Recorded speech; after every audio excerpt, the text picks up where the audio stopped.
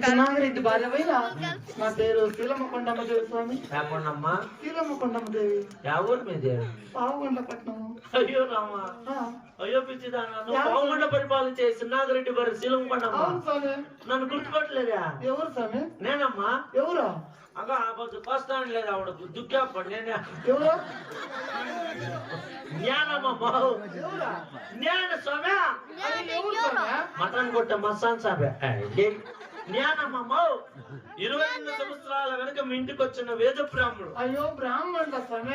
అది అడిగితేనే వాళ్ళు ఎట్లా వాళ్ళు పంపుకొచ్చిన ఐవార్లు అంటే దిగులు భయం. వెనకాల జుట్టు అంతా ఒక దానికి గుర్తు ఏం చేస్తామమ్మా, మేము ఇంకా పుట్టినాడికి తీసుకుంటే మేము బ్రహ్మచారులు ఐవారు మాకు అట్లా పిలుపుకుంటాం. ఇల్లు ఎవరు స్వామి? ఇల్లు ఈడే అది ఆడ చెప్పినా ఏమో పోమ్మా, ఈడు నాకు శిష్యుడు లేదా నాకు గురువు నాకేమవుతారు. వాడు చెప్పమ్మా, వాడు ఈడు అరిస్తే మా ఊరు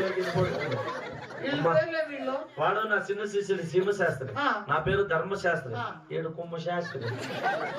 అమ్మా హిమాలయ పర్వతంలో తపస్సు పడతా అంటే 22 ఏళ్ళు తపస్సు పట్టింది మేము.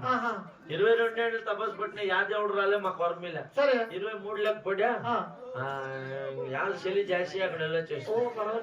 అమ్మా ఎప్పుడో 22 సంవత్సరాలు అనుక మీ ఇంటికి వచ్చింటుంది. నీకు 6 మంది కొడుకులు పుట్టిండ్రు. నీ 6 మంది కొడుకులకి మేమే దినాలు చేసింది. అయ్యో దినాలు కాస్తమే నామకరణం చేసింది.